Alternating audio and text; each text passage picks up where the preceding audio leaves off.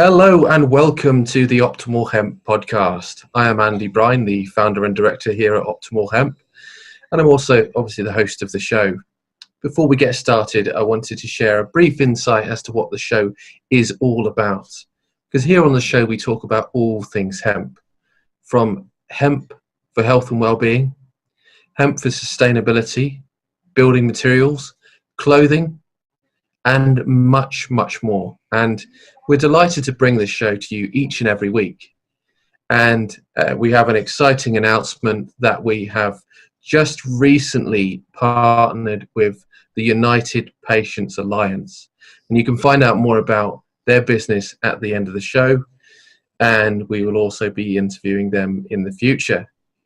But today on the show, I have the pleasure and privilege to be interviewing Dave Strong from Strong Hemp.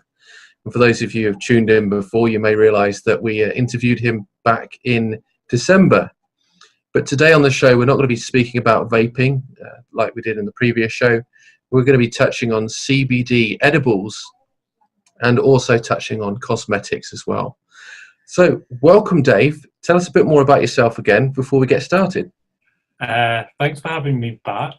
I'm Dave. I originally started in the CBD industry as a user, and I became an admin on CBD Users UK, which has in excess of 26,000 members now. It's just incredible, really, that there's so much support for hemp and cannabinoid products. I started in the industry as providing vape E-Liquids, and most recently I have partnered with a company called EV8 Life, who produce edibles and cosmetic products, and they're really incredible products. We've fully partnered now, so we are both Strong Hemp UK, and that's what I'm talking about today. Fantastic. And today we're going to be talking about a very sweet subject, excuse the pun. We're going to be talking about edibles, and edibles are things like sweets and, things that we can eat. So tell us a bit more about what edibles are all about. So the misconception really with edibles is your space cakes. Back in the day, Dave down the road would have made some space cakes, and but edibles go a bit further than that. They are a very accessible way to consume cannabinoids in your daily supplement regime. They come in many forms, from space cakes, which have just got cannabinoids in, all the way through to edible sweets such as Lollies or gummy bears, and some other bits and bobs. We also developing a chocolate at the moment, which is a very, very good way of consuming an edible cannabinoid product. Yeah. So what makes taking or eating edibles different from other things like vaping? Because obviously you spoke about vaping before, and also maybe even consuming oils. Yeah, I think that there's definitely benefits in a different way from eating an edible or consuming an edible. Firstly, it goes through your digestive tract, whereas an oil that may be dropped under the tongue is being absorbed in a different way. So that absorbed through your mouth and through the walls of your the cheeks and stuff, and under your tongue. Whereas an edible, you're eating and it's going straight down into your stomach, which is really the root of our lives, isn't it? We're living because we consume food and drink water. And if you were to consume an edible with cannabinoid products in, it's going straight in and down into your stomach, and it's making its way to where it needs to go through that method. It takes a little longer for your average edible to work, anything up to 2 hours really. But the results are that it is longer lasting and more targeting to different areas of your body. Excellent. And one thing that I wanted to speak about, obviously, as well, is also about the measurable consumption, let's say. So if you were to take have a lolly and have that whole lolly for the day, then there is a specific amount of milligrams of cannabinoids in that lolly, depending on which lolly you take.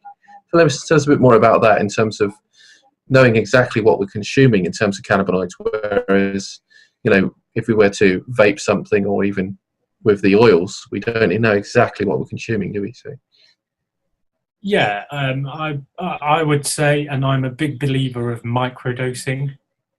So having something small and often, I think that's a very beneficial way to use things. Our products are completely handmade. They have approximate dosages for each one. So the gummies, for instance, are very, very low. They have 2.25 approximate milligrams of CBD in them. But we use a full profile oil within our edibles, which actually is quite unusual. Most of it is made with CBD isolate crystals, completely clear, completely scentless, but ours are made with the full extract of the full profile hemp paste and full profile hemp oil. So the edibles are a very low dose. The gummies are a very low dose. The hard candies that we offer are a little bit higher, so they're about 4 milligrams per hard candy, and then our lollies, they go up to 6 to 7 milligrams a lolly. So you can really kind of target what you need. So some people may want to use them as additions to their supplement regime, or they may want to use them as a whole supplement regime. So it's much more easier to dose than, say, an oil that you can't. I remember taking an oil and I couldn't quite tell how much a drop I was taking, or whether I was taking too much or too little. I mean, this is a perfect way to get over that problem. Yeah, no, I do think edibles are fantastic though, and obviously you've got them in candy form, you could say, obviously with the hard candy, the soft candy, and obviously the lollies. But what I love about edibles is also the fact that you can introduce it to your cooking, can't you? I know you haven't got them specifically there, but introducing cannabinoids into our cooking so that we can get the benefits of cannabinoids there. Yeah, definitely. I think the idea really to target, to consume cannabinoids in every way possible is probably the best form of improving your supplement regime every day. One thing might help, one method might help certain things, whereas others would help other things. Yeah, definitely. And I'm looking to introduce, hemp into my food more and more. And in fact, I made a curry just a few weeks ago, and I've got some hemp protein. We're going to be speaking about hemp protein on a show in the future.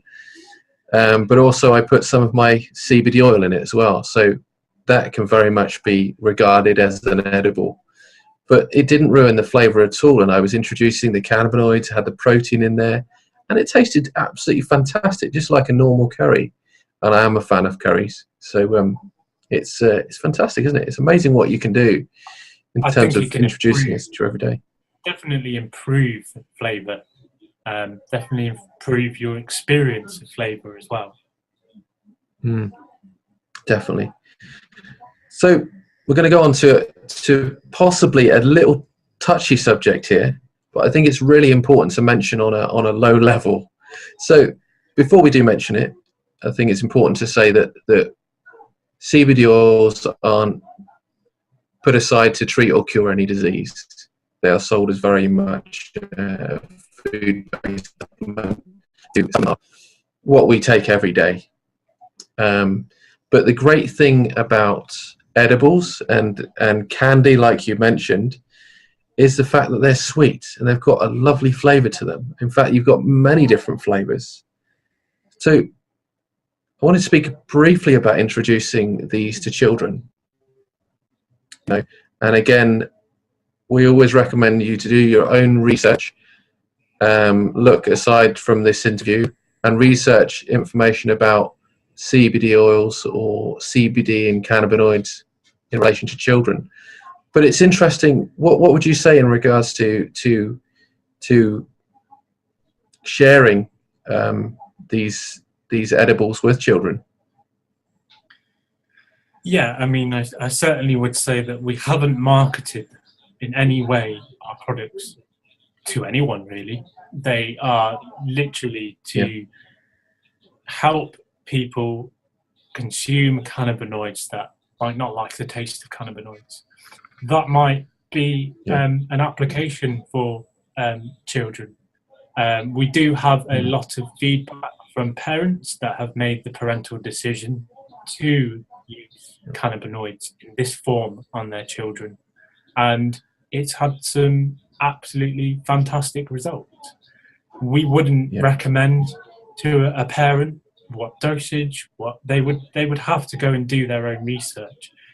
But they obviously are an easier way to consume it, just like it would be. We have a lot of elderly people that come to us, and they are also interested in having a product that is a bit inconspicuous. It doesn't taste of oil, and they can add it to their supplement regime. I think they're just fantastically accessible products to, especially people that may not be able to communicate that they don't like it, or like you say, children. It's definitely the most accessible CBD product I've ever found. Yeah, and I've obviously had the Lollies, and I've had the gummies, and they taste absolutely fantastic. Actually, I would take them on a consistent basis, and I need to purchase some more of your Lollies. I think they're fantastic. But to know that you can get your cannabinoids from a sweet is great.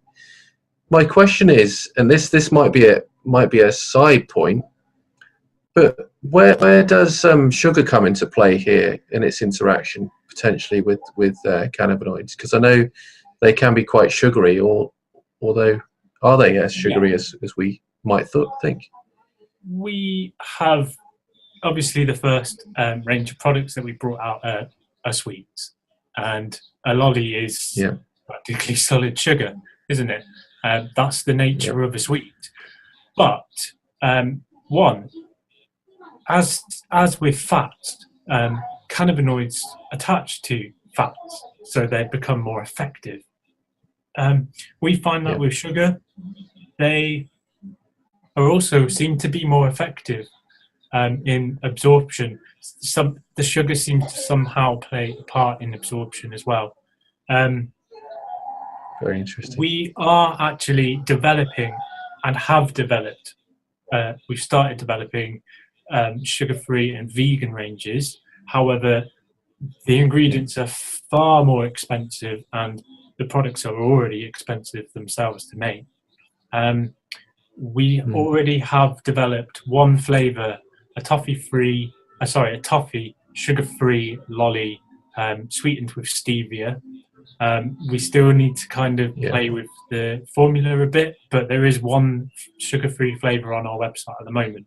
Our next move would be to look at sugar-free gummies and sugar-free hard candies in the same respect, really. But we know it's a very important thing. People that are generally taking cannabinoids for whatever reason are very health conscious, and I mean, I myself are very I struggle to consume sugars in large amounts. So although I enjoy the products, I cannot use them on a consistent basis. And I know there are a big community of people that can as well. So we are doing our best to keep the costing the same as much as we can, but provide a sugar-free alternative to them. And I can imagine some of them are just going to taste exactly the same, which means that we may eventually have a whole range, and that's all we sell is sugar-free. we would Definitely. really that we could do that. But No, I think the sugar-free option that you've got there is fantastic. I've been vegan for quite a while now, and introducing stevia and using stevia instead of refined sugar, which isn't generally good for us, is fantastic. Stevia does taste very, very similar if you were to purchase obviously the right stevia, but that sugar-free option is very good for the health-conscious consumer, isn't it? Really? Yeah, definitely. I mean, the substance that we've used for the lollies, we've ended up with proper lollies, solid lollies, and they're sweetened with stevia. But the core of it is a product called isomalt. We'll still need to play a little bit with the different methods that we use to make them. But we have ended up with a sugar-free lolly, which is really positive and fantastic. And we may eventually make some of those available for testing as we go through the development stages as well. So get people to keep their, you the viewers could keep your eyes peeled on our Facebook pages and stuff, which we'll give you at the end. Then you might end up with a couple of freebies to give us some feedback and let us know if we're going in the right direction. Definitely. And I remember speaking to your business partner Kerry about this when I was looking into using the lollies and the hard candies and things, and she had actually mentioned to me that a lot of what she had produced was accidentally vegan, which is fantastic. Yeah, a lot of it definitely. is vegan based, isn't it? Yeah, she is the brains behind the edibles, and they slave away up there in the kitchen and produce some amazing things. And they have also really looked into the ingredients as much as possible, such as the flavouring. It's all natural flavouring, and the colouring is as vegan as we can make it in most of the products. I do believe we don't use any colouring in the products that is an animal product. So we have to try now to remove certain things that, like the gelatin, and hopefully we'll get there. It's just the price difference of so many things. Gelatin towards a vegan friendly version, it just jumps up. We can't pass that on at the moment to the customer because it would be far too expensive. But we will get there. Yeah. It's one step at a time, isn't it? One step to change the world, right? Yeah. We're all working towards it. So I know we haven't got a lot of time we're running out of time with the interviews, but it's really important to touch on cosmetics. I know you wanted to mention some of the cosmetics you provide as well and how they can support us. Yeah, definitely. I mean, the first thing to mention would be we sell a range of balms now. We use a really good balm base, which has been cosmetically tested. So it comes with an MSDS. So it's been tested for safety. It's not been tested on animals, but it's been tested for the safety of the ingredients that are inside it. And I do believe it's one of the only ones in the UK at the moment that's been cosmetically tested. We then use that base to create other products. So we just launched a temple balm, and which can be used around the sinuses as well, which is lavender and peppermint. We have a range of lip balms. Some of them are not quite on the website yet, but 5 flavours of lip balms. We also produce balms in all ranges of packaging. So we do a big balm tin. But this is the most interesting product that we do. It's a balm stick. So it's like a big prick stick, but it means that you can apply it in areas that you wouldn't want to, if we had a tin, we would have to scoop it out and get it on our hands and then put it on, whereas this is really accessible to people and they get it right in the area. But the most exciting thing that we do is a body serum. Now, this has the consistency of a serum, and it's super fast acting. I mean, it was only half an hour ago. I get chronic neck cramps, and if I don't treat them within 5 minutes, I'm debilitated for hours on end. This really helps to improve it within 30 seconds. I apply it, and it really supports me to move forward with my day. It comes in a really handy pump action tin, a pump action packaging, and they really complement each other. The balm and the serum complement each other. We also do things like a body bar, so it's a body soap bar and a body shampoo. A head shampoo. So they've all infused with cannabinoids, and they've all been balanced correctly to use on your hair and your body. They are extremely interesting. Orange and bergamot flavour. Excellent. And what I love about just the, I should say cannabis research, but the research into the cannabinoids in themselves. We're discovering more about cannabinoids each and every day, which I think is phenomenal. The research is coming out, the more and more ways we can use it and apply it within our lives.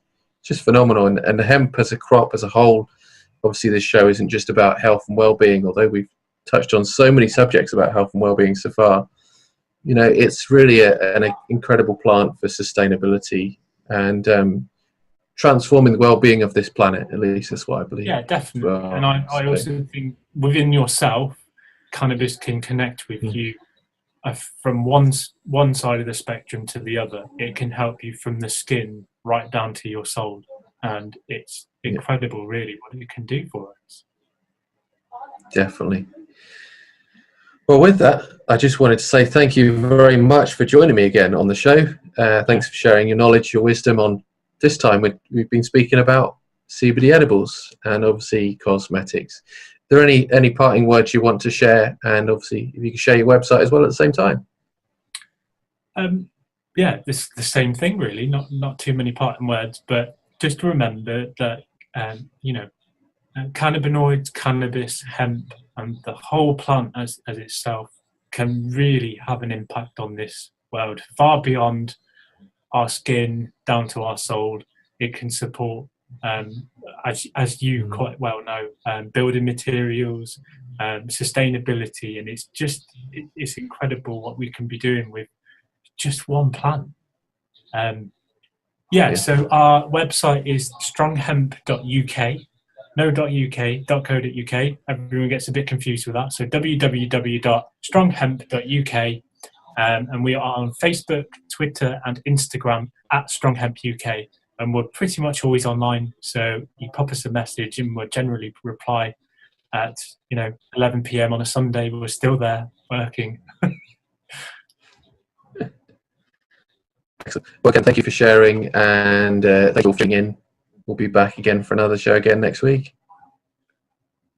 The Optimal Hemp podcast is brought to you by Optimal Hemp and in partnership with the United Patients Alliance, who campaign for the legal access of medical cannabis for patients with chronic conditions. They also provide patients with information and resources that can increase the quality of their lives. Find out more by visiting upalliance.org, and be sure to tune in each and every week where you will discover a new area of hemp for health and well-being, and also to transform the well-being of our planet. Thank you for tuning in, and we do look forward to connecting with you again next week. Bye for now.